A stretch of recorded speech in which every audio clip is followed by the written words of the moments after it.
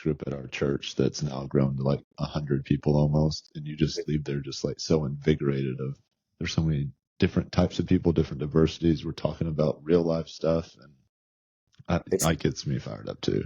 I mean, it's hard not to, right? You realize, man, you not realize, you get reminded of the fact that most humans are really good people. They're really, Yes. like they're just these rad individuals. And you remember how much we are designed to pour into one another. Um, Yes. just it's easy to feel. So when you can be intentional about setting up a protocol where you get to have those kinds of interactions as frequently as possible, man, life looks pretty good. Yeah, that together thing, that's been a big thing for our family for years now, but really, so our youngest daughter, she was born 2 months early, so we had a 5 week stint in NICU. Mm. And for whatever reason, like that time over the summer, we got so much closer because nothing else mattered in the world. It was like, we need to go see our daughter in the hospital. How do we need to set up our oldest one to be able to do that and for us to stay up there? And you realize people are awesome. It's a trick that the enemy or whatever you want to say plays on us, that social media is like, oh, this is my community. Look at all these friends I have. That's not real though. That's right. It's real. It is real, but It's you don't get the same connection.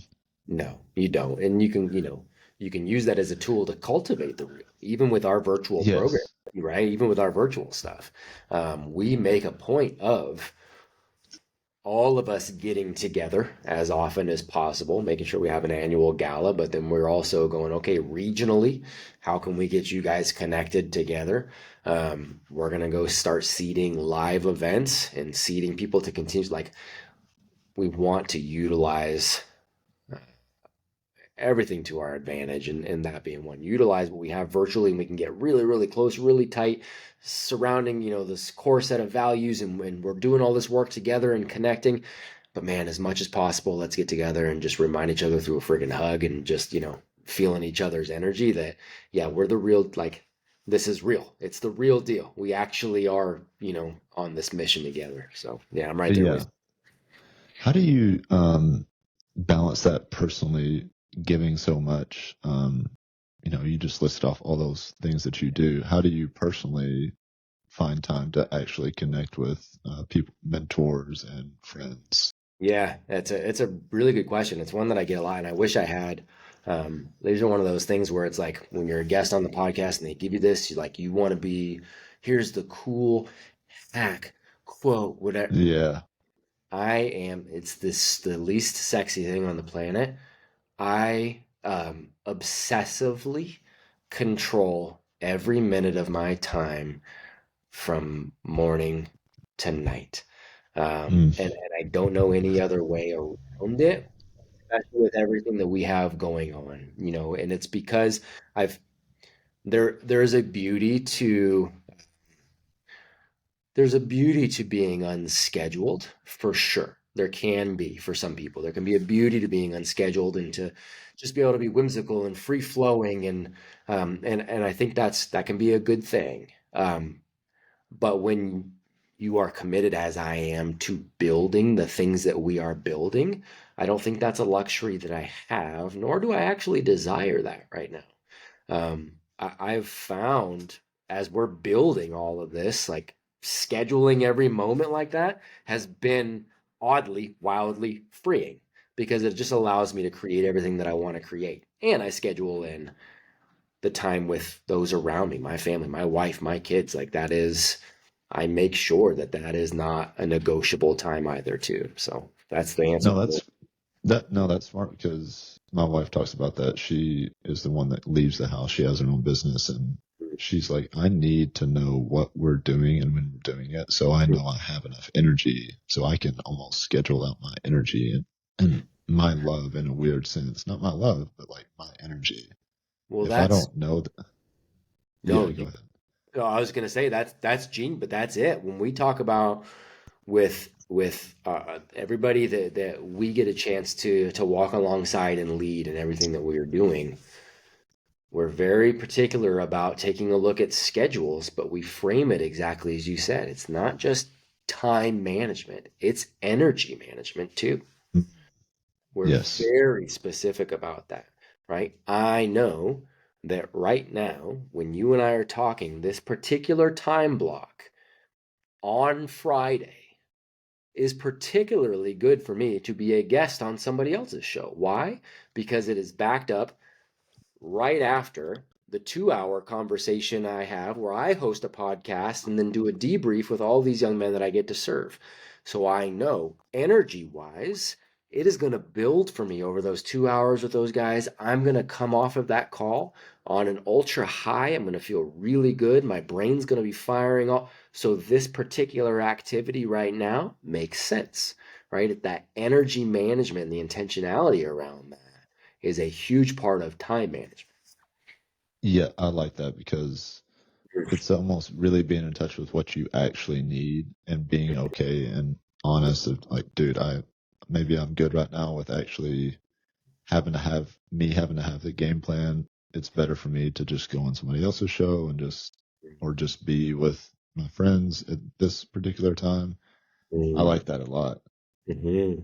Um, It takes a level of self-awareness, for yes, us to do. So yes, it takes some time, and we, help people really try to pay attention to that because it does. It takes a level of self-awareness to know um, when you're mentally firing on all cylinders, what kind of activities promote, that kind of positive energy for me. What kind of things are draining? What are the things that are life and death, which only I can do for my family or for my business? Taking, like, what are the things that I really could eliminate, automate, delegate? Like every single bit of those, it's a process. But that level of self-awareness makes all the difference in the world if you'll pay yeah. attention.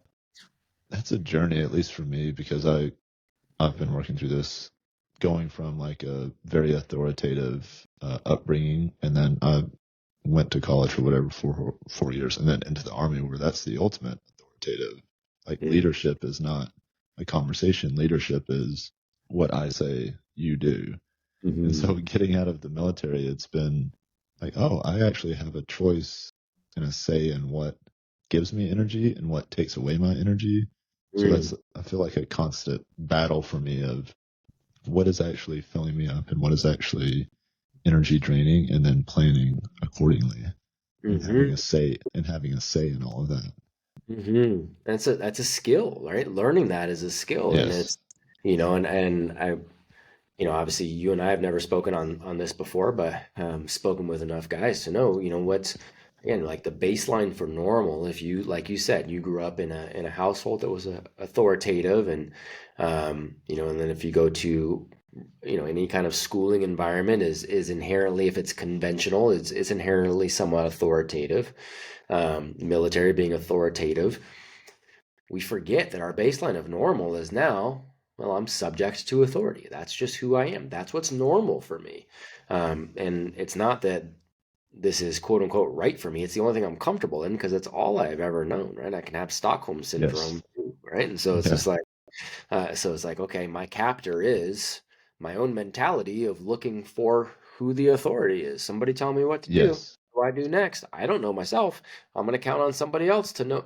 So it's a process of creating that new normal of going, wait, there's a level of sovereignty here, and I can Yes. make a decision for me, and I'm going to learn how to make the right one for me because it takes longer than most people think. So good for you for Yeah.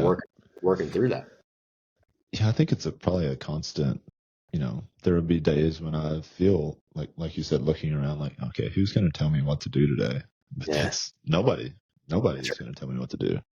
Yeah. I realized that when my wife was pregnant with her oldest, and this stuck out to me and kind of made me realize that what we've been talking about is maybe different than the norm.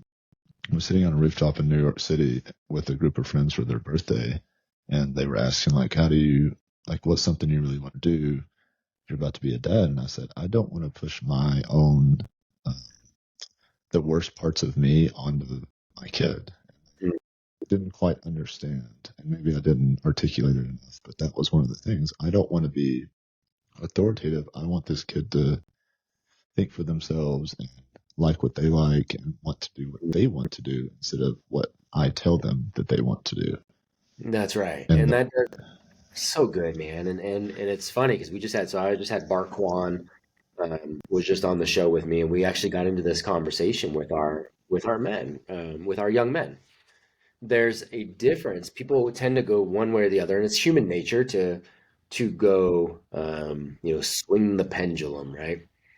Um, there are the people who believe, okay, well, it's either you're going to lean heavy into the authoritative, where you as the parent are always making the decisions, or you have to lean all the way the other way, where it's like, no, you're forever right. Doesn't matter if you're 4 years old and you say you need to stay up till midnight, then sure, you bet, because you make all the rules, right? Well, no, it's neither of those things. yes, It's paying attention to who they are, who do they want to be, what do they want to do, what is their natural propensity, like what you said, not forcing all the bad stuff or my fears onto them, paying attention to those things, but you can still have the standards, like just standards of human behavior. yes, It is okay to say, look, it's not negotiable to treat other people like garbage. Here's how we're going to do it, and we're going to do it together. yes, Like we're going to learn what it means to be a really nice, good human, and also I'm going to pay attention to who you are and try to help, put an environment around you that allows you to grow to be the best version of yourself that doesn't look like a mini me. You can do both. yes, yes. And that,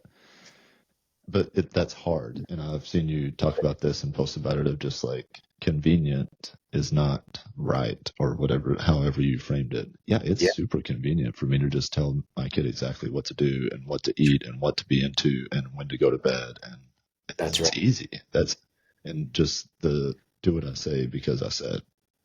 But when Nothing you easier. step back and realize, like it's amazing for me to step back and see my 7-year-old ask so many questions, ask me adult questions.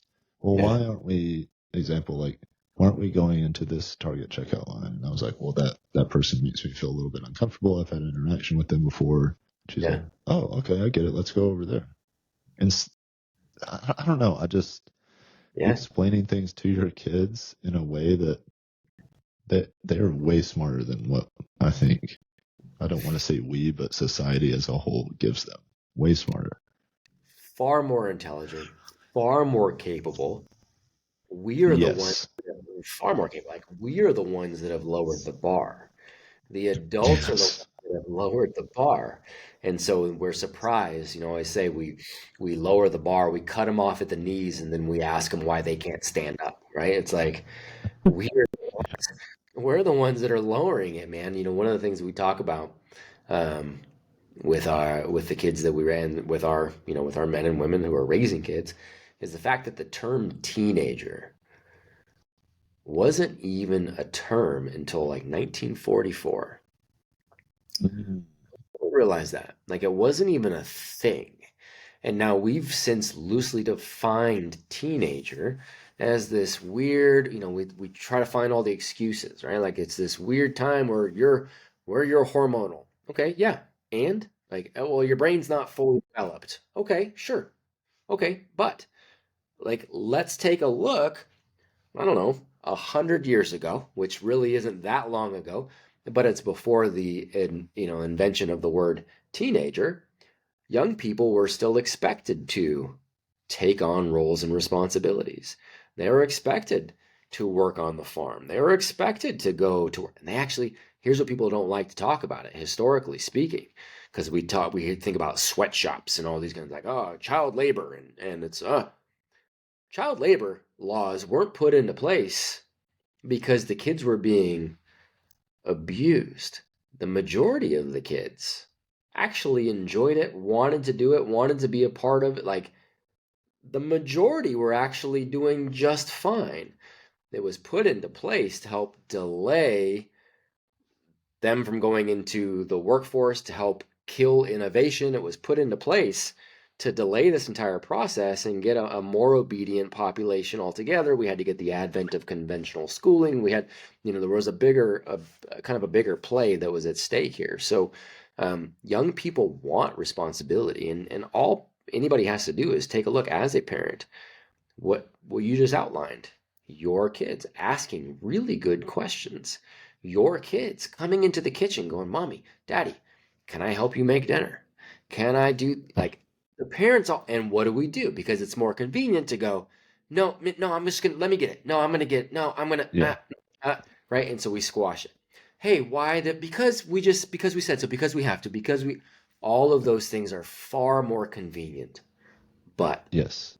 if we will front load, and I mean front load, those first few 5, 7, 8 years, and really, it's developmentally, scientifically speaking, if we'll front load those first 8 years with, oh, you want to help? You bet. That's awesome. I appreciate you wanting to help. Here's what we'll do together. And we'll take the time to go ahead and let them help us cook dinner. We'll go ahead and take the time to have them help us, to whatever capacity they can to put the dishes away or whatever that looks like. We'll take the time to answer those questions honestly, ask them what they think about it, and talk about why we as a family, not why you, the kid, or me, the dad, no, why we as a family unit are going to decide to do this and why that's important. You will set a foundation for those young people to be wildly successful. Oh, and by the way, a byproduct of that too is you're going to have a great relationship with them. Yes. That, which I know everyone wants to have a good relationship with their kid, and it's Sure. hard to hear what you said of when you think, oh, and then that shame and that guilt starts coming out of, shit, I don't Hmm. do that. And then it's just like, it's much harder to break that. But Yep. when you do, man, it's beautiful. Like Yeah. baking cookies with your kids, like what's better than your kid like mixing something up and like measuring it out? It's amazing. It is so fun, man. And that's stuff that they It's remember, and like they'll yes, remember those things, but more importantly, there's a subconscious development taking place where they are believing, right? We don't I mean, we talk about it a little bit from an adult perspective about how we're driven more by our subconscious than our conscious mind, right? But where did that subconscious come from? Well, a lot of it was in those early foundational years, right? That inner voice for a long time is just mom and dad's inner voice. It's mom and dad's yeah, voice that becomes their inner voice, right? Until ultimately they start looking for other avenues to take it on. And excuse me, mom and dad can be intentional on helping in that too. But if we'll set that foundation strong, they're in a good spot. And so those are opportunities for them to go, man, I am capable. Man, mom and dad love having me around. Man, this is, they trust me. And in return, I trust them on this. And like we have the ability to set that foundation. And what you said, though, is also important. Of course, we've all messed this up. yes, Okay. Right? We've all messed it yes. up. There's no such thing as a perfect parent. There's no such thing as a perfect child. No such thing as a perfect person. But perfection should always remain the standard. You can't be Mm, perfect. Why not hold that as the standard to optimize? I want to get as close to a perfect relationship with my young people as I possibly can because why would you not want to? Right? Why yes. would you not want to? As imperfect people, can we come together and try to have as close to a perfect relationship as humanly possible? And then when we inevitably mess up, we go, okay, here's where we messed up. Let's start over and try again. That's hard though for people to and humans, I think, to self-reflect and admit like, man, that was maybe it was a 2 minute interaction throughout the day. At least this is for me when I'm like ruminating on stuff at the end of the night or early in the morning. Like I could do better there. Yeah. It's uncomfortable for me still, and I'm doing it for years now. Yeah. But I took that actually. My wife works in the recovery world, so she took me to this recovery center one time, and there was a big like living room area of this treatment center, and it had a bunch of mats, like nap mats laid out. And I was like, oh, what's this? She's like, oh, this is their morning meditation. You wake up at 6 a.m. and everybody comes in, they meditate, and then they write in their journals what they could do better from the day before. And that's straight from the big book, Alcoholics Anonymous. And I was like, what's happening in what I thought was this pariah of a society of the world, the addicts of the world? Why are they doing something that would benefit all of us so much more, but we don't hear about it? And they're getting the good stuff. Like, that's Right. amazing. So that's how I learned about that. And I That's hope that people just hear that it is hard. Like you said, nobody's perfect, but it's worth it to look back and how can we get better? That's right, man. We owe it to ourselves. We owe it to our kids to do that. Excuse me. To have that reflection and then to not wait for tomorrow. And it's a weird thing because Mm, you don't want to live in the past, and you surely don't want to always allow room for tomorrow. Tomorrow. I think weak people always choose tomorrow.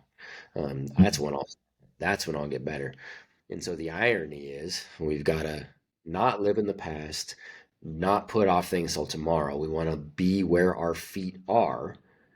But in order to do that well, there does need to be a little bit of pattern recognition on what that past yes. was. So I like to schedule time for that very thing, like schedule time for that reflection and use it in a proactive fashion. Like, okay, this is what happened. This is what could have gone better. This is okay, great, sweet. So I'm actually physically present where I am right now. I'm going to schedule time to reflect so that as I go forward, if I do that over and over and over again, I'm creating those neural pathways that just makes it more likely. It's not a surefire method, but it just makes it more likely that I will then make the right decision in a similar situation in the future. And it's an I infinite like game. that. It's an Yeah, infinite it game. is an infinite game. And I think Yeah. that maybe scares some people that that is infinite. It's like, Yeah. oh, well, I've been doing this for a week and I still feel Yeah. I'm still messing up. And it's like, well, yeah, like, that's just what we Sure. do. Right. Yeah. Your baseline for normal has been established for 40 years. So yeah, your 1 week experiment's not canceling it out. Right. Right, Obviously. right. Right. Yeah. Yeah, we struggle with it. When do you ever share those? I guess I'm thinking of parenting specifically or with your spouse, share those maybe things that you have self reflected on that you want to get better at with them. We share it as a family. Um, Yeah. we shared as a family. So what you said earlier very much reminded me of things that I will do. So like in the moment, if I'm notorious for us putting our kids to bed. We have a very specific, again, I can morning to night, right? Like the routine is the routine is the routine. And so 7 days a week, like we go to bed at the same time, we get up at the same time. That's just a part of how we roll as a Yeah. family. You're operating on the farm, like we just all do it. But I'm notorious for kids who get to bed. I'll go into our room and I'll be like, nope, you know what? I really blew that with Loudon earlier today. I need to go in. So I'll go back in, Yeah. go into the room and just go, hey man, okay, I was thinking about this earlier. You said this and did this. This is how I responded, and I don't think that's cool. Here's what I don't like about how I responded about that. I did this. I could have done this, and I should have responded this way.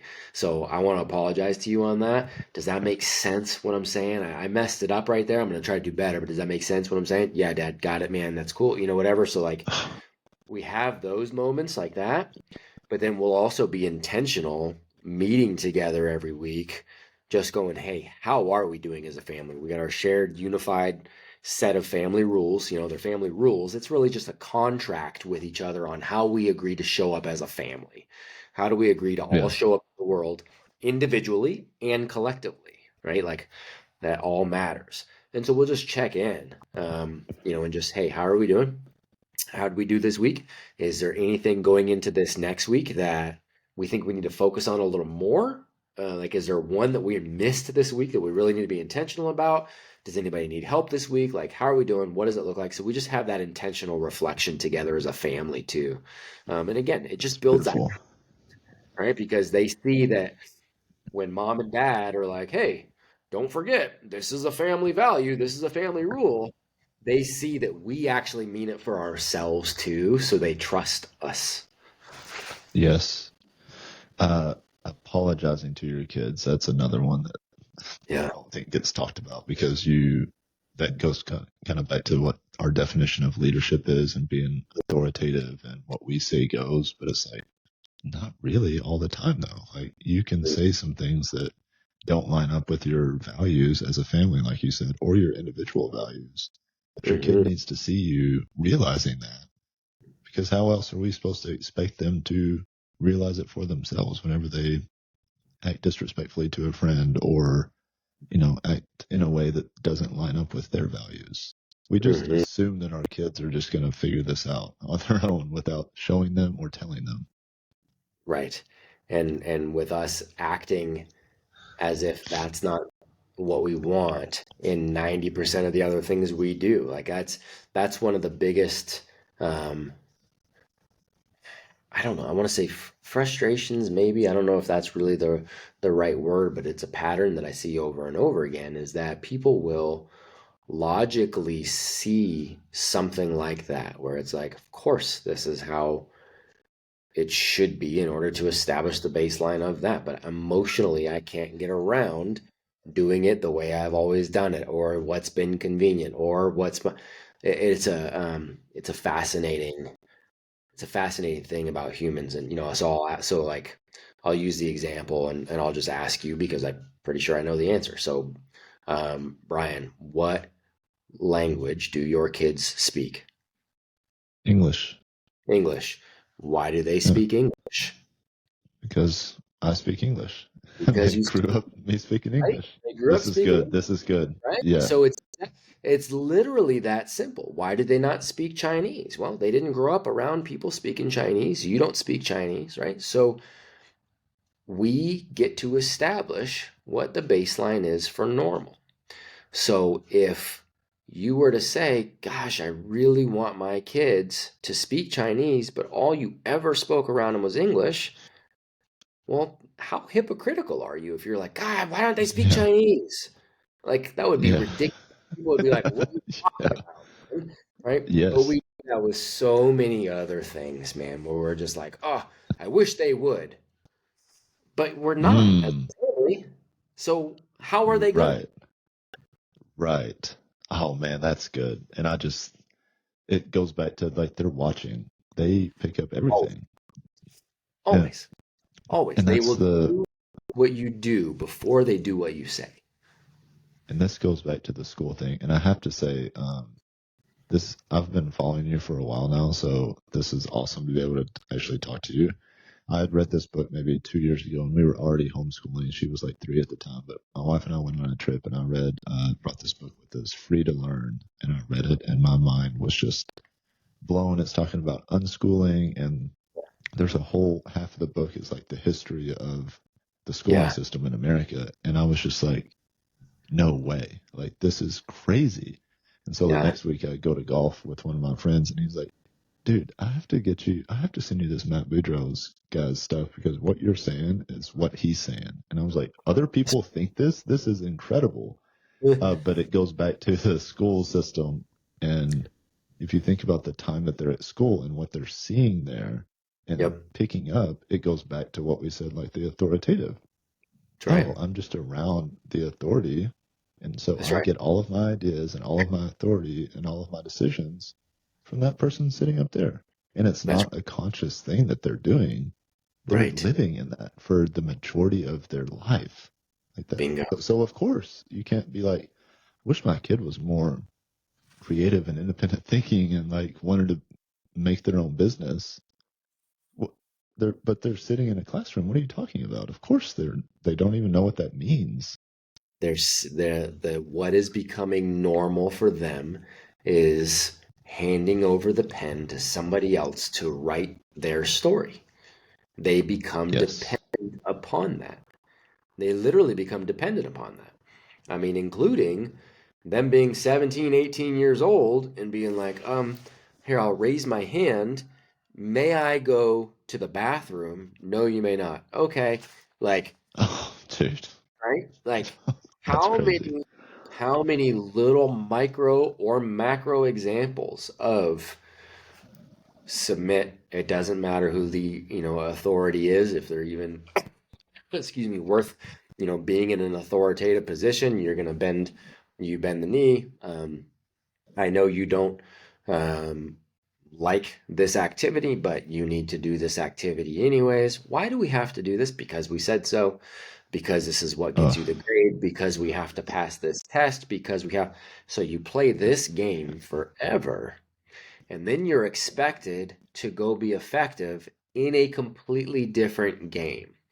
The world does not reward blind obedience. The world doesn't reward you being really good at school.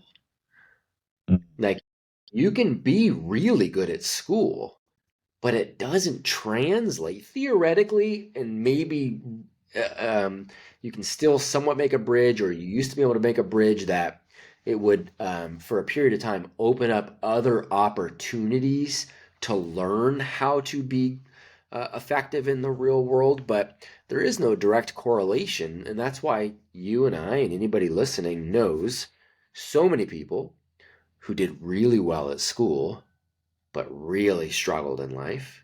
And we know so many people that school was like they were the worst students ever, but they've been really effective in business or in their relationships, or like they've built something Yes. amazing because they're Yes. different games. If you Yes. spend, That. like 18 years, it's like spending 18 years learning to play basketball and then being done and having everybody be like, all right, congratulations, you got all done. Here's your helmet, here's your pads, now get out there. You're like, wait, what? Like, no, hold on, I know how to dribble and I know how to shoot. And they're like, oh, no, no, you better run because somebody is Yeah. about to break you off and it's going to hurt. Yes. I'm not prepared for that. And then somebody goes, well, but it's the game, it's a game, and there's balls, in both of them, and like there's teammates and stuff, and you're like, hold on, I've prepared to be decent at an entirely different game. That's what school does. It prepares you to be good at school. Life needs you to be good at life. Yes. I've read. Have you read Originals by Adam Grant? Yeah. Yeah, he talks Yep. about in there. He Yep. gives the study of the. I think it's like musical geniuses, kid Mhm. prodigies is the Uh-huh. whole chapter, and he talks about an 8-year-old that mastered all the Mozart's music, goes to Stanford early, all that, and then gets out. And it's like they're like, "Oh, okay, can you create us a symphony?" He's like, "Oh, no, I just play what Mozart plays. I can't Right. create on my own. I Right. just tell me what to do and I'll do it, but Yeah. I can't." Yeah. And so it's like then they're just stuck working in a corporation, and there's very few entrepreneurial kids, adults that come out of that. So I found that interesting. Very interesting. And it's that whole process of creation that they've now missed out on. They've never, that in that example, they've never had the ability to do what we were talking about earlier and reflect, learn those patterns, gain self-awareness, um, to understand how they create best, because creation is a meta skill. And so I break things down into, uh, meta skills or non-meta skills. I try to keep it as basic as possible. The meta skills are, what are the skills that all humans need all the time, no matter what's going on outside in the world. We can't argue that, it's 2024 when we're talking right now. If you and I tried to guess the most, in-demand jobs in 2034, it'd be a stupid game to even play. Like, we have no Yeah. idea. We don't Yeah. know. So to try to guess the skill set that we've got to, impart on our kids is a little bit, it's a little bit ridiculous. And if we were to say, I think the skill set is to sit in a desk for 18 years, learn to be apathetic, and make sure you get good at algebra, I think we're downright abusive at that point. Yeah. But, right? So, but what in 2034 can I be sure of? And that's going to be a meta skill. I can be sure of the fact that I need to understand the human body and how to be physically healthy. I need to understand my own physiology. I need to understand how to communicate well with another human being. I need to Yes. understand how to, logic. I need to understand empathy. I need to understand how to collaborate. I need to understand that the world always values creation. Now, how things get created changes, right? Whether I'm creating a Model T or a cotton gin, or I'm creating a book, or I'm creating music, or I'm creating an online business. I'm creating through AI. I'm creating like, but creation is something that the world always rewards. And because things continuously change, well, shoot, I guess being able to adapt matters. That's a meta skill because you're not going there's going to be a lot of world to change that you and I don't have any control over. So we're just going to have to be in control of how do we shift as the world shifts? Can we learn what's new and relevant to learn? Can we unlearn what's no longer relevant? So we're not tied to, but this is how it always was. Cool, it's not anymore. So Yeah. what do you do? Right? So like those are the meta skills that we really need to build our family and our children's education around.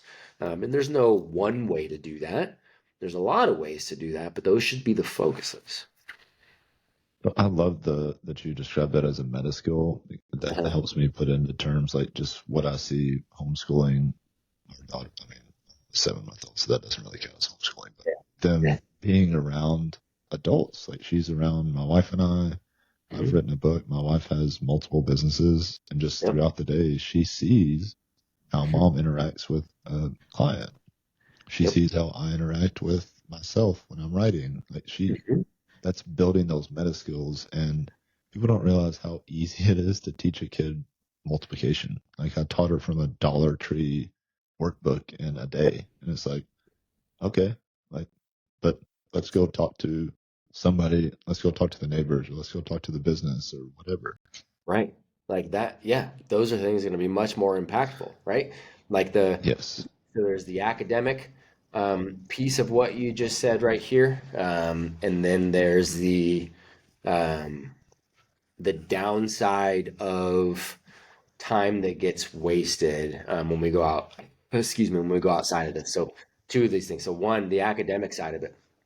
People say, well, what about, okay, that's great talking about these meta skills, but you do need some number literacy. Great, of course, sounds good. Yes. Here's what's going to bum people out. You can go from, when I say you can, I mean a human being can go from not really understanding much more than counting, you know, 1, 2, 3, 4, 5, 6, to wildly proficient in algebra in about 100 hours total.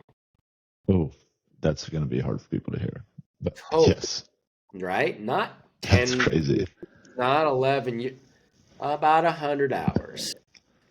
And think So, of how long that is.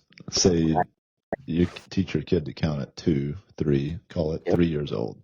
yep, That's a lot of yep. hours until what you're It's a supposed lot to. of That's a hours, man. lot. So you can sprinkle stuff in here and there. You can let them lead for a little bit because part of it is happening when their brain is still developing.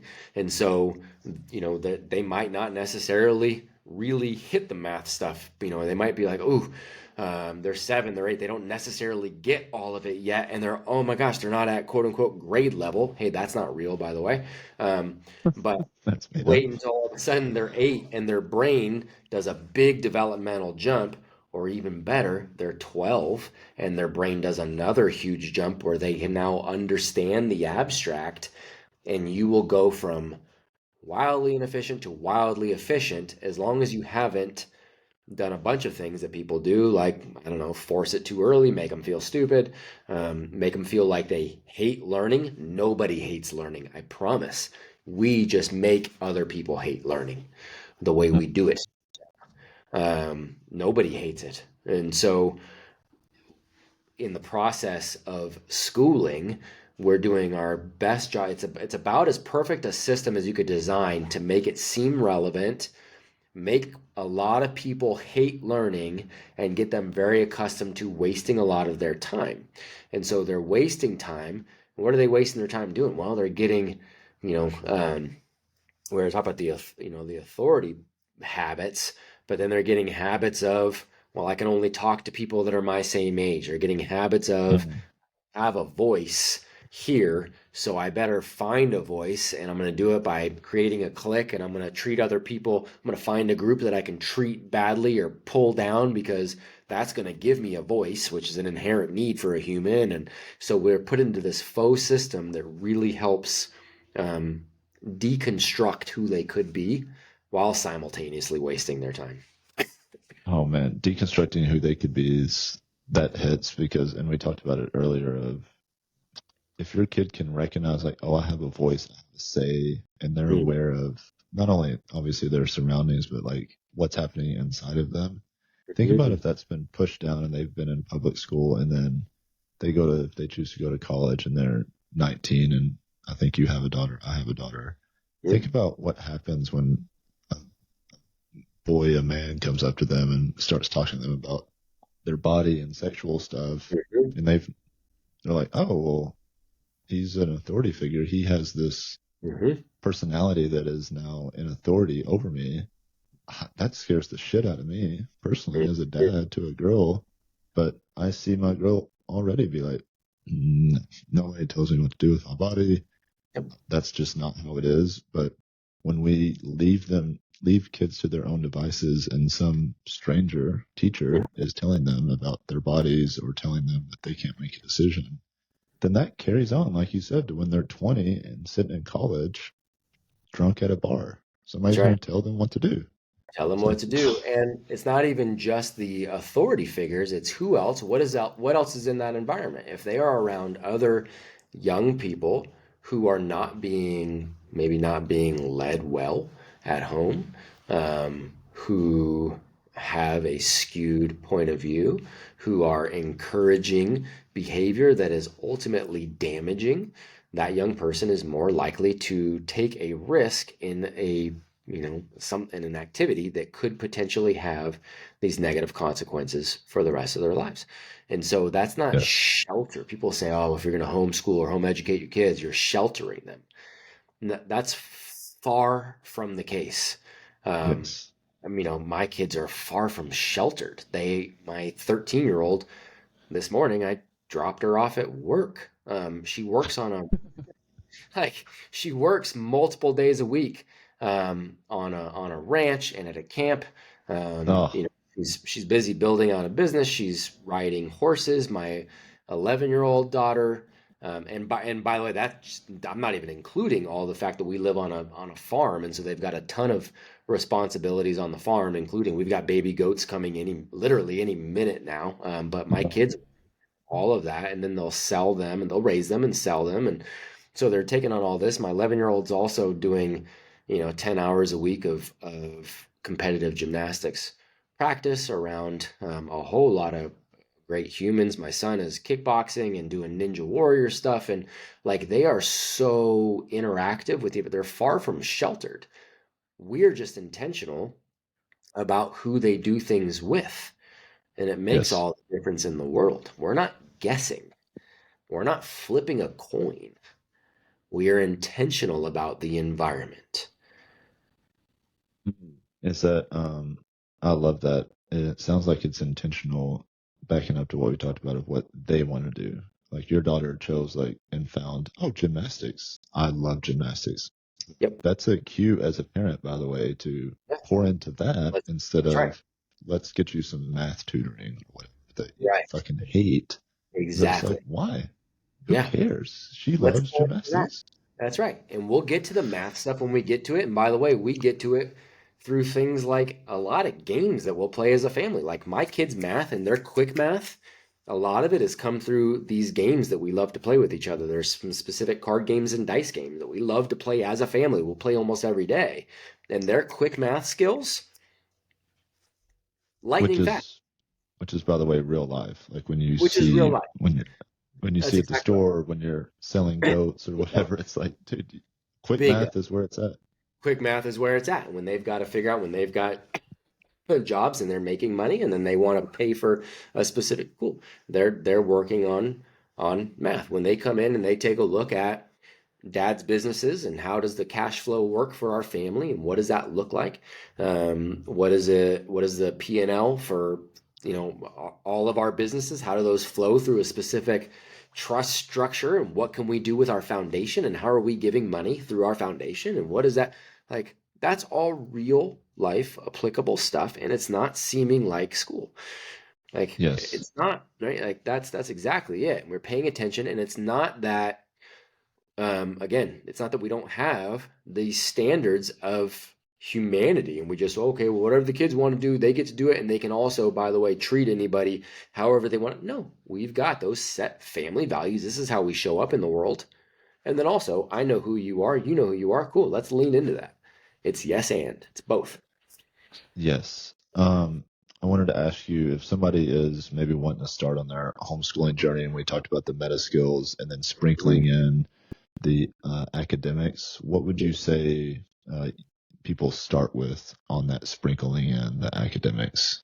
yeah, that's a really good question. Because from a grand point of view, I want people to understand bringing school home is not what you're after, right? So a lot of people will homeschool and they just go, cool, what did school look like? Let's do it here. I'm going to have a room that's got a desk. I'm going to put a whiteboard and I'll be the teacher and we're going to go this subject and this subject and this is grade level and this is grade. You're doing the same thing. You don't want to bring that home, right? When you got together with your wife, it would have been a real disservice to your relationship to go, okay, but it needs to look exactly like it did with my last girlfriend. And in fact, I'm going to really make sure I'm continuing with her so that I'm thinking about you the whole time, honey, but I'm going to continue with her. Like, no, no, no, no, no, no. Yeah. We want to divorce from schooling altogether to look at education. So, um, to me, there's specific buckets that you take a look at. The most important bucket in my mind is going to be reading and conversations around reading, and then ultimately writing a little bit about what you read. That is going to be the most important thing, but it's not forcing it early and hardcore and often. Like school will do. School makes people, there's not a lot of avid readers out there, and school is a big part of that because reading has become a chore. It has been something that has been forced too early, and it's been something that has now been assigned points, and it becomes this game of regurgitation. It has nothing to do with what books are supposed to do, which is to help you change your life. Like Yes. that's what it's Yeah. supposed to. Let's simplify here. So the most important things for families, as far as I'm concerned, is make reading fun. Like read to them, read with them, read things they're interested in, make it exciting, make it fun. Let them see you reading. Books are great because then you can dive in and have great conversations. We talked about those meta skills, right? Well, good decision making is a meta skill. So here's the beauty of great books, and I'm talking fiction. Like they get excited, we're wrapped up, we're in the story, and we go, "Oof, okay, what would you have done if you were in that Mm. situation?" Right? What would that have? Or, ooh, does that remind you of last week when you were playing with that kid at the park? Remember what happened right there? Like, does that remind you that what's similar about these scenarios right there, right? And you're relating it to real life. So what happens is they start to get repetitions in with thinking through making decisions, with thinking through patterns. They can start to go, ooh, okay, if this character made this decision, it's probably going to make this happen. Or if they make this decision, that may be, oof, if I was in that scenario, I'd probably choose this. Why would you choose that? Well, I would probably choose this because of this. Cool, man. Sounds good. All right, cool. Let's keep going, right? Having those kinds of conversations gives them that meta skill of decision making. It makes reading enjoyable and fun. And then later, as they get older, they can start to write about their instead of just having conversations, they can start to write about it, and they can start to learn to organize their thoughts through writing, because that's what writing should be for too, right? Writing should either be to Yeah. communicate a specific message to a specific person, or a specific audience, or use it to organize your thoughts, to take the chaos out of here, to put it down, to be able to cut the fat, to be able to get as objective about our thoughts as possible, and to really know why we think what we think. Those are the purposes of writing. And it starts by making reading exciting. So for me, that's the biggest thing parents can do. If they really did little else, if they were good humans, and there's other, Yeah. responsibilities for the young people, and there's other activities for the young people, and those are all other things that I ask. We take our families through the home education journey. I ask them to layer all those in, but if I had to pick the priority, it's that. Dude, I love that. That's perfect. I think because it does get overwhelming for when we first started, people kept asking us, like, what curriculum are you using? And we're like, Yeah. What curriculum? none. Like, Question. What curriculum do you use? yeah, no clue. I can tell you whatever Right. the school tells me. That's exactly right. And so that's the problem. And then ask the questions that we have been trained to be comfortable asking children. If you can turn around and ask that same question to the adult and it sounds silly, then it's a silly question. Yeah. So, what grade are you in? That sounds ridiculous. If I go, Brian, what grade are you in? That Oh, sounds, you're like, dude. I don't fucking, that doesn't make any, I don't, what? I don't Yeah. know. Cool. Yeah. It's a silly question for a kid too. You know why grade levels aren't real? It's not a real Yeah. thing. Do Yeah. you what level do they read at? At what level do you read at, Brian? Do you read at a, 32-year-old level, 38-year-old I'm level, or using that. like it's a silly I'm using question that. because it's silly for a human altogether, right? So when people ask Yes. what curriculum you use for your kid, well, I like to ask the adult, what curriculum do you use for yourself? What do you Yeah. use? You want to learn something, right? The minute I want to learn something, I want to go create a business. Do I go, cool? What classroom do I find? What textbook from Houghton Mifflin do I go read? No. No, you don't. No. You don't. No. Why do we think that's the only way kids can go learn it? Oh man. I wanted to talk to you about guess this involves like those questions that probably all get if you homeschool your kids, the curriculum question, and then it's part of a greater, I think, protector from somebody else's decision that maybe don't, they know deep down is not the best for them or their kids. So, for example, and you probably hear this all the time, oh, our school district is just fantastic. Uh-huh. I hear that from every single person. Oh, our school's the best. This is a good school when we're talking Totally. about education. And I always thought, but what makes it good? Like, Yeah, so every school is just good? Like what? But I yeah, think it's the ego protecting us as of humans course, of we're making the right decision for our family. Like, of and course. but it's strange to me. And I wanted to get your thoughts on Yeah. that and how to interact with as a homeschool parent with, I think we have the same values as our family. Mhm. It's beginning to get harder for now our daughter who friends on our street, they all Mhm. go to public school and like she's confused by the things that they say and do and like Mhm. yeah, that's a long-winded question, but Yeah, yeah. it is. I mean, it's a no, it's a great question. It's something I get quite a bit, and that's actually a multifaceted sort of it's kind of a multifaceted answer, and there's a number of topics that are kind of ingrained in just what you said there. So the whole concept of being a good school, I like to ask people what that means. So it's a good school. What does that mean? Why is it a good school? What is it? Because and you're right. There is this sense of the ego protecting ourselves, saying, look, no, we're making a good decision for our family. And I don't fault anybody for that at all. Of course, I really believe most people want the best for their kids. I Yeah. very much believe that. I also understand that conveyor belt schooling, because of how much it has been culturally ingrained over the course of now over 100 years, meaning we were born into it, meaning our parents were born into it, meaning we don't know too many people that, I mean, in fact, there's nobody that was around before it was a thing, before it was compulsory. Like, there's nobody around. So unless you know somebody that was home educated, like, so it is the biggest religion in our country. And that's really what Mm, it is, religion.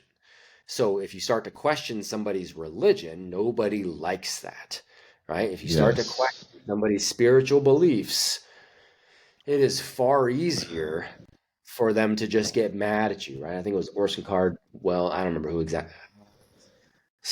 I can't remember the name of the gentleman, but he said, "We question all of our beliefs except for those that which we truly believe and refuse to question." And Oh, yeah. so this is one of those. Schooling is one of those things because no parent wants to sit and look and go, "Am I wait, this thing that I planned for my entire life to be able to just send my kids there, that everybody else around me is saying is the right thing to do.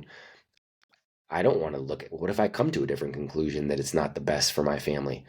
Yeah, I don't want to do that because one, now it's inconvenient. I've got to change my plan for myself in my life. Two, I don't want to hear it from the neighbor. I don't want to hear it from mom and dad. I don't want to hear it from, so I'll just go ahead and pretend that that's not even an option and we'll just move forward here.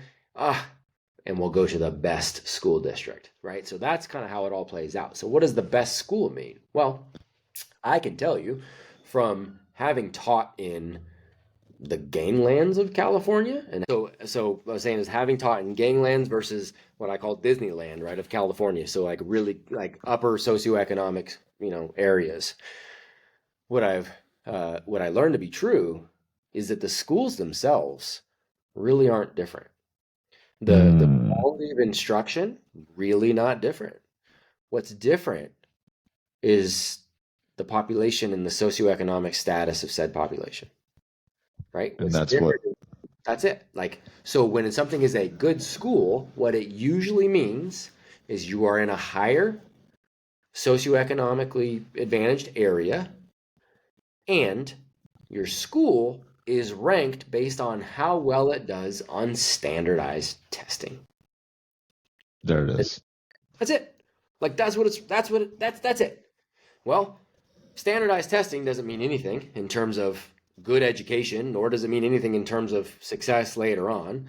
The socioeconomic status might mean, might give you an element of potentially an illusion of safety, but I promise you, it brings a different set of issues in there too. So just because you're in a good socioeconomic area does not mean your kids are not being exposed to all kinds of problems and issues.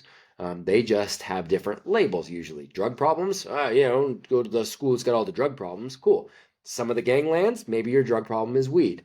Some of the other ones, maybe it's prescription drugs, right? Like, so there's still there, right? So you got teenage pregnancies over here, teenage pregnancies over here. You've got, but like, there's not differences, man. But we like to pretend that there Yes. And that's another like climb the level you want to make yourself feel better than of like, course. oh well, I have a nicer house than that person across the way over there. Whatever.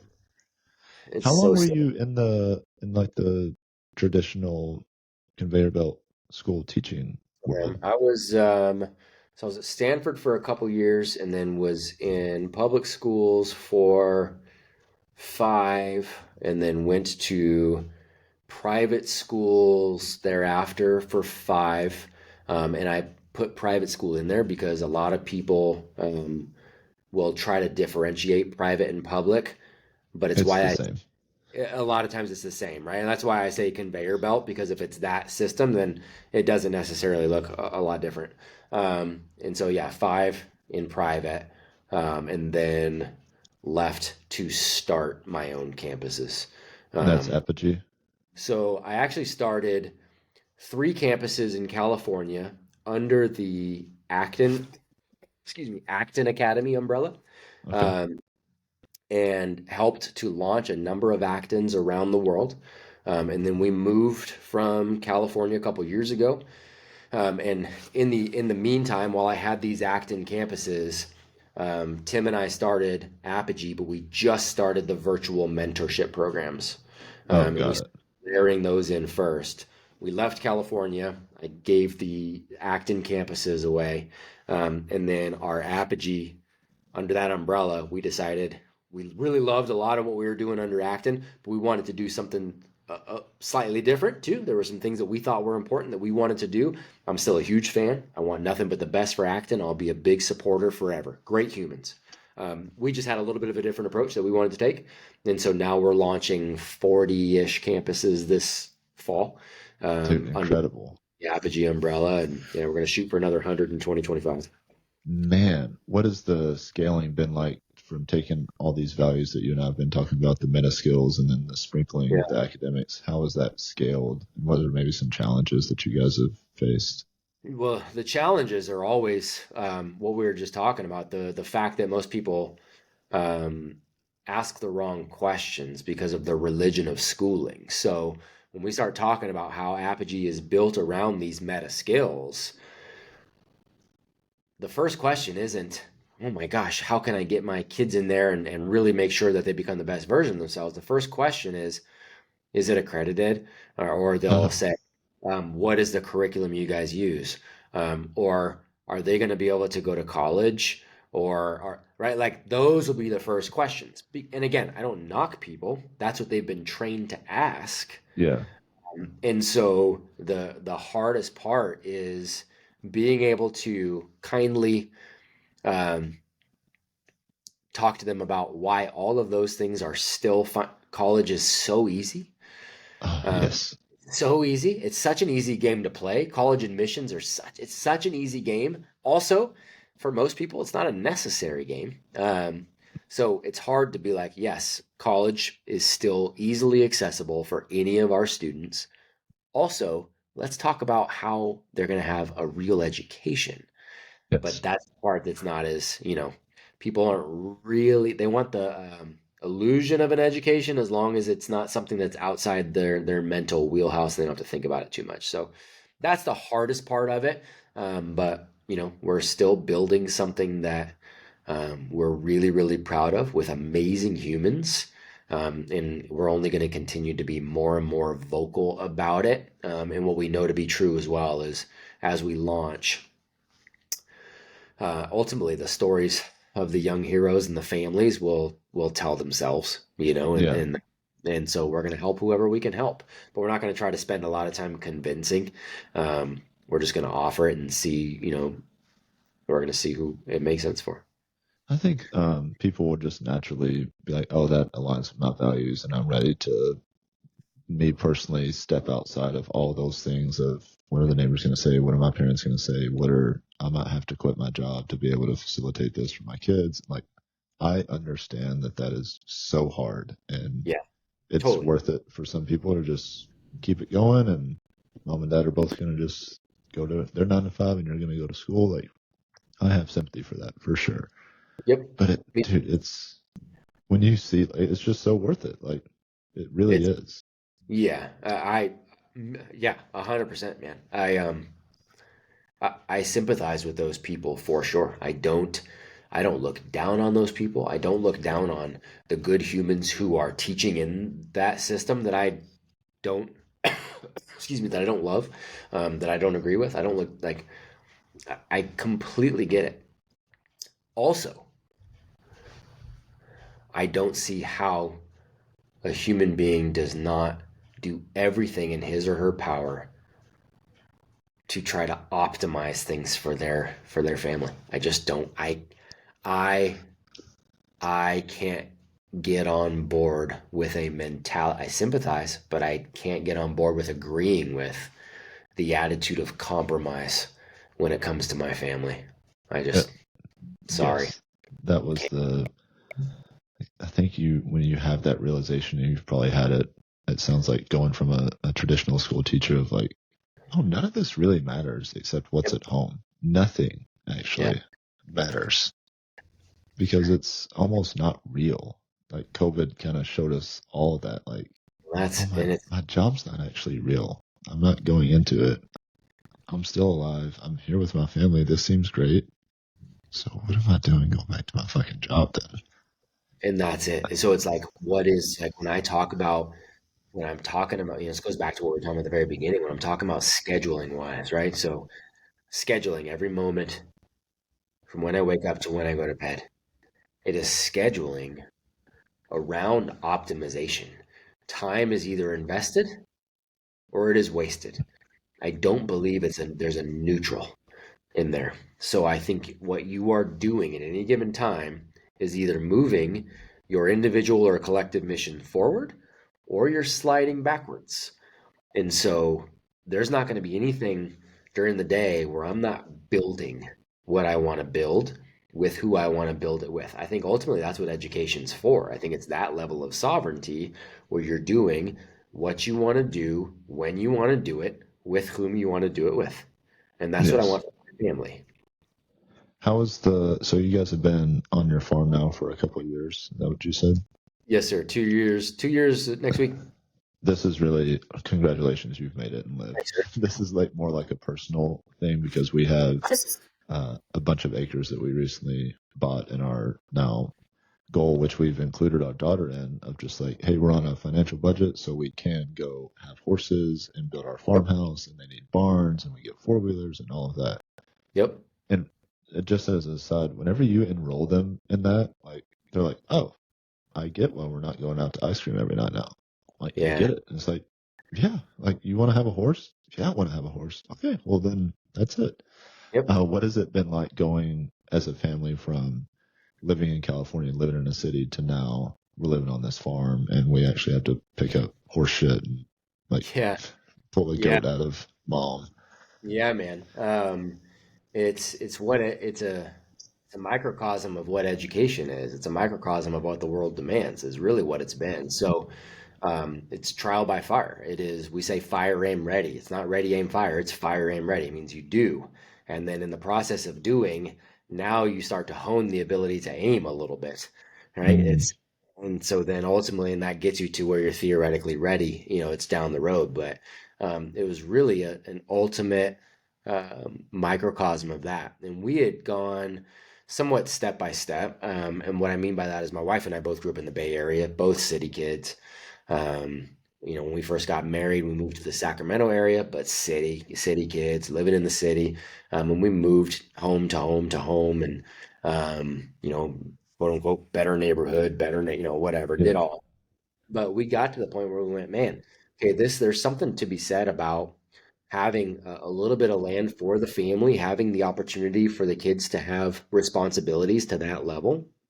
And the self-sufficiency part of it was attractive too, right? So we had actually gotten to a point where we had a very small little mini ranch in California, Oh, um, nice. which was great. I mean, it wasn't not easy to find and not inexpensive, but we worked our tails off to get to that point. So then we had, some horses there. My kids actually bought horses. They bought them with the Wow. business, the money they made from their businesses. And they bought them. My girls bought their horses when they were 9 and 7, and so we ended up having horses out there, and they got the responsibility of that. And then it was a mega leap to go from this 3.5 acre ranch in California to a fully functioning 20-acre farm with 11 buildings, a processing facility, electric fencing, multiple wells, everything, solar, purity up and down the mountain. Like it was, I mean, it was a massive jump. Yeah. So a giant trial by fire, not just a culture shift, but man, Yeah. now all of a sudden we've got hundreds of rabbits and we've got a ton of goats and we've got, again, all this fencing. We have thousands of trees that happen to fall down quite a bit. And so then we got like, like there's all of these things that we don't know anything about, these wells and these storage tanks and these like Yeah. time.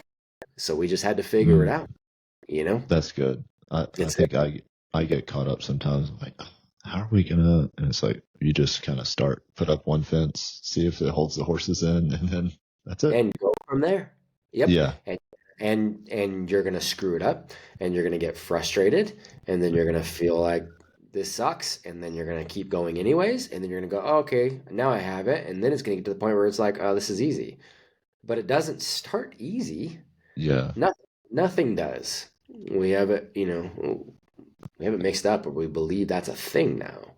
It's Yeah. not. It's 10,000, Gladwell talks about 10,000 hours, right, to mastery.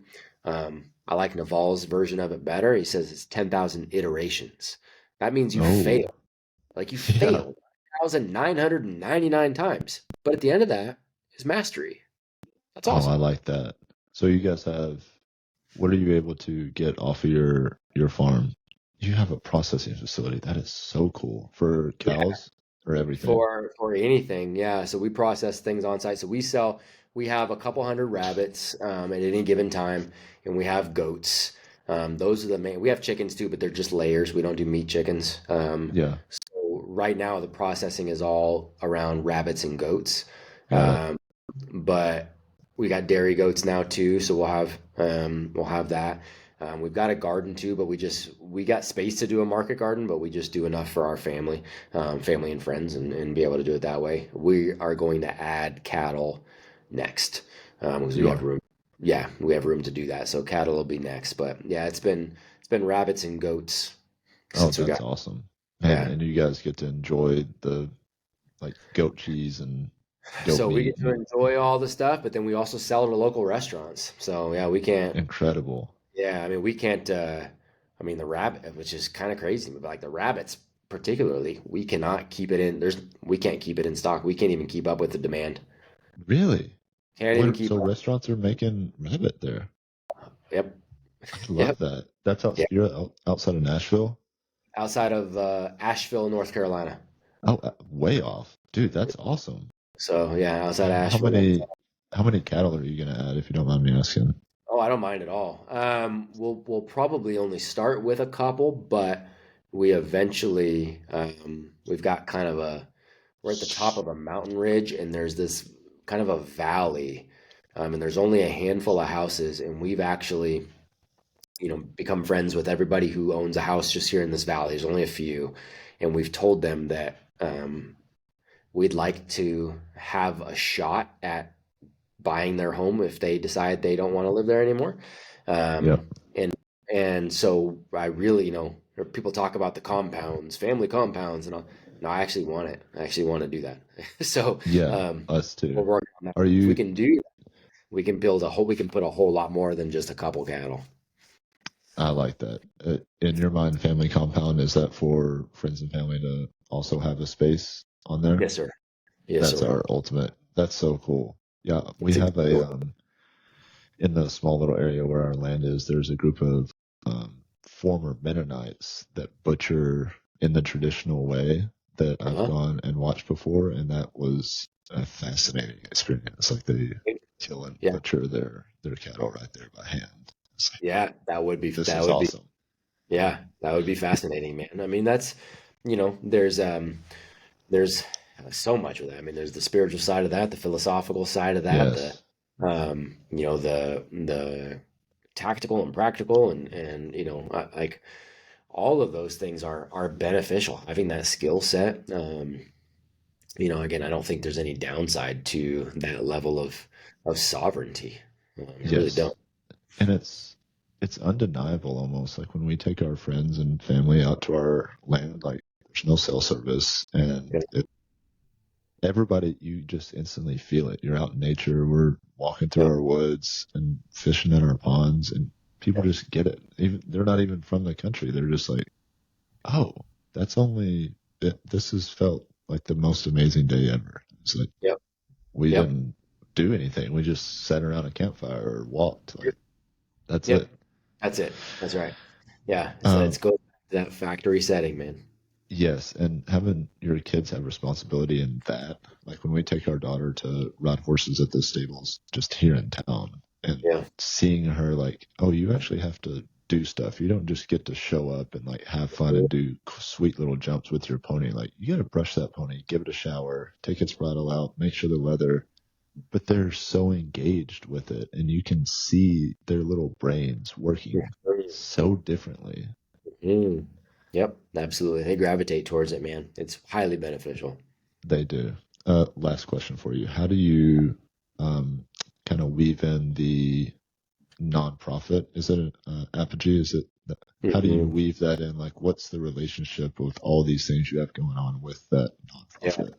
it's a good question, man. So we currently have one nonprofit. We're about to establish our second. So we've got the Apogee Strong Foundation, and then we have the almost established, should be ready this month, I believe, the Apogee Education Foundation. Um, the Apogee Education Foundation is so a lot of people don't realize there's, I think, 19 types of 501(c)(3)s. Yeah. Um, so the Apogee Education Foundation is a public facing charity that we're establishing because it'll allow us to connect to specific state grants that don't connect us to any state standards, so to speak. We don't have to follow the rule, right? It's like there are grants available that would not be available otherwise. So we've got that part there. The Apogee Strong Foundation is a private foundation, so we can just take the money in and go, and it can be fully tax deductible, and then we just send every bit of it back out. And we use it for scholarships specifically for young people. So what we're doing is we're essentially taking the two of those and trying to create as quickly as we can somewhat of an endowment. So we can get some of the larger grants, individual donations, and we can put those together to help facilitate our centers. Aren't schools that we're launching, they're centers for education. It's education for the entire family. So when people come in and they're like, oh, I want my kid to go to this Apogee program, then their kids go to the Apogee K through 12, but mom and dad automatically get enrolled into Apogee Man and Apogee Woman. It is literally education for the entire family. And so the foundation allows for a scholarship specifically for kids and families themselves. And so part of what we did too to make this, because we want to make all this accessible to people as much as possible. And some people don't necessarily have the ability to or desire to directly donate. But what people can also do is we created a payment processing system, Apogee Pays, just like Stripe, PayPal, whatever, same. Yeah. People can do that, and we don't take any money on the margin. All of it goes directly into the foundation. So just by people who run businesses doing their normal business, they Oh, can help wow. fund and scholarship young people. And it goes straight to that 501(c)(3). So we're just trying to do everything that we can to make this as accessible as humanly possible to people. Man, that's beautiful. Okay, where do people find you and Apogee and get plugged into what you have Thanks, going man. on? The best site, so apogeestrong.com is going to be the best site. And I say that knowing that at the time of saying this, we're still like 10 or 11 days out from the revamp of the site. So when that site gets revamped, it'll have all of this, including a documentary about what we're doing. All of that will end up being live at apogeestrong.com. But people can always reach out to us we're pretty active on Instagram at Apogee Program. Or people can reach out to me directly at Matt Beaudreau. Instagram's probably where I'm most active too, but I will always get back to somebody. It might take a while, but I don't just leave it. As long as people are respectful, I always Yeah, get back. I always get back to them. Of course, we have, that's awesome. there are others who are like children and want to say certain things. I don't engage. I don't I engage in was that. about to say that Yeah. that's got to be hard though when it's like right in front of your face. It's just, it is what it is. And I just, it's unfortunate that there are people like that, but that's okay. Yeah, I'm not worried about that. I'm worried about building what we're building. So that's where I'll focus my energy. dude, thanks for coming on here and thanks for being you. I'm gonna end it. Can I ask you a personal question after? Absolutely. You bet. Hold on one sec. Let's make sure this works. Of me ending the recording. You bet. Okay, it stopped it.